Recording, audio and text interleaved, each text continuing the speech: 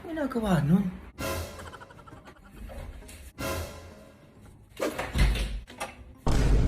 Ginagawa mo, Junjun? Ay, wala maano. Nire-ready ko lang yung pang-Christmas party ko bukas. Ay, magisingin mo pala ako alas 5 ng umaga. Ay, ang aga nun, Junjun. Ba't naman kita gigisingin ng ganong oras? Wala lang, gusto ko magising ng umaga eh. Baka kasi malita ako sa Christmas party namin. Ay ba, 40th Christmas party? O, ganado siya. Samantalong yung pasukan niyo, tamad na tamad kayo gumising dyan. Sige na, matulog ka na.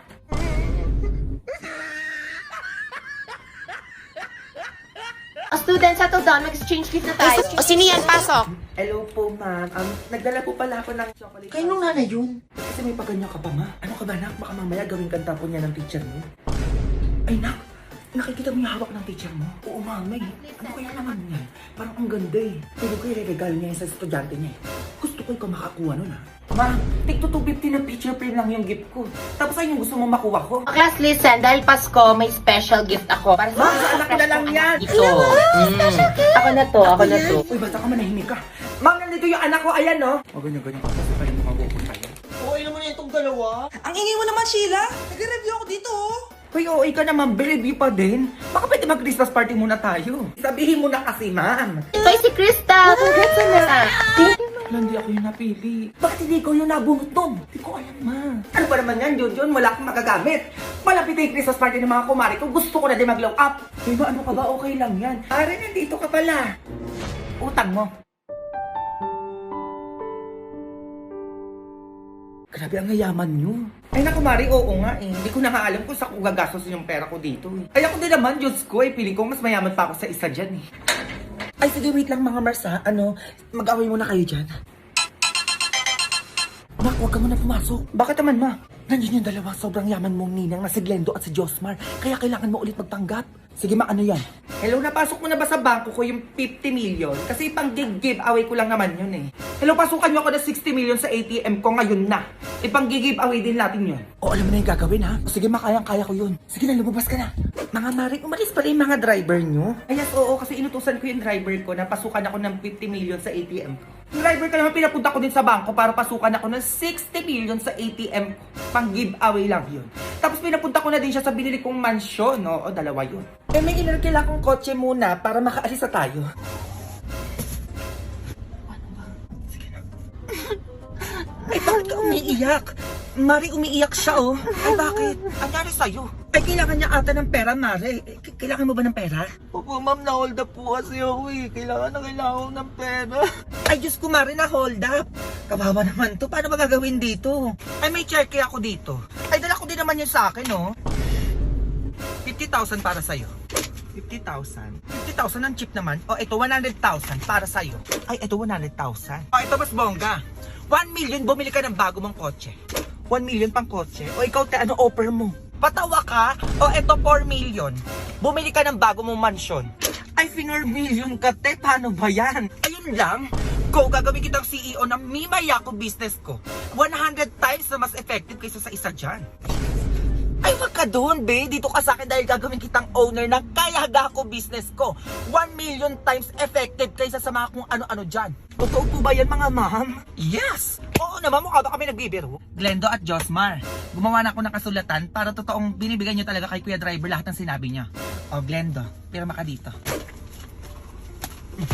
O, Josmar, ikaw naman pumirma dito. Ay, mayaman ka na, Kuya Driver. Ano pa hinihintay nyo? Magsibaba na kayo. Ha? Kami? Oo, kayo. Eh, sino ba kayo? Isang milyonaryo, ipagdadrive lang kayo? Ay, ganun. Pag yun ang initin yung ulo ko, magsibaba na kayo. Wait lang naman. Baba na! Ay, eto na. Bababa na nga. Oh, bata, kumanda ka sa akin sa bahay. Go! Go babies, go babies, go babies, go babies. Hello, be, nasa na kayo? Dito ako sa labas niya, be. Gago, nahiya ako pumasok. Hiya ka pa, be. Tanga, hindi bagay sa'yo. Pumasok ka na. I go. Inabi ba kami pagkain kayo dyan? Pakain naman, gutom na ako. Baka may pagkain dito, be. Ang kada naman. O, laptop, be. Mga be, may dala akong pagkain natin. Ano yung dala mo? Pansit Canton, be, oh. Tarini bakla, isang balot. Para pagkain ng ambag mo, be. Parang wala kang itutulong dyan, ha? Ay, ano yan, be? Arte ka pa. Walang Pansit Canton na yan. Ay, hirap naman na ito. Paano ba gagawin dito, mga be? Ano na naman, saan yan? Sino kasama mo dyan? Tsaka naman ang may day nito. Ano yun mga be, pumunta na kayo dito para magpahin, ha? Hoy be, buhok sa pasahan na ito, gumawa na tayo. Para kayong mga buo dyan. Oo nga pala. Ay, bukas na pala yan, oo. Ano ba yan? Ito be, paano ba to? Alin dyan? Ay, ayan. O be, paano daw to? Ay, hindi ko gets yan. Ay, ako din be, di ko alam yan. O, ito be, baka alam mo.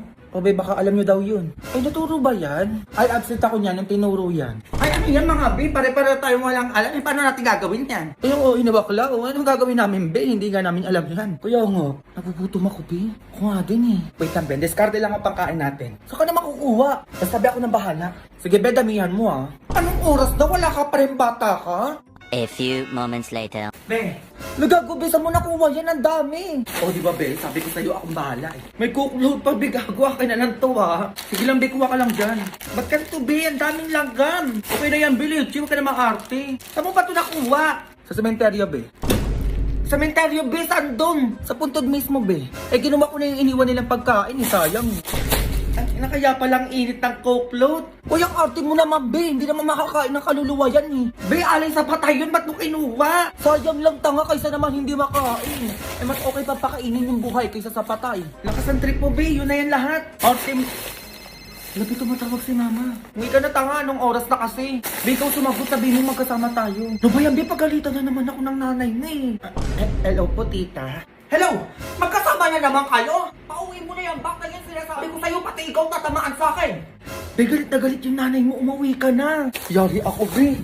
A few moments later. Ma, halika ka dito. Anong oras na? Pinag-grocery kita. Ay, talaga na?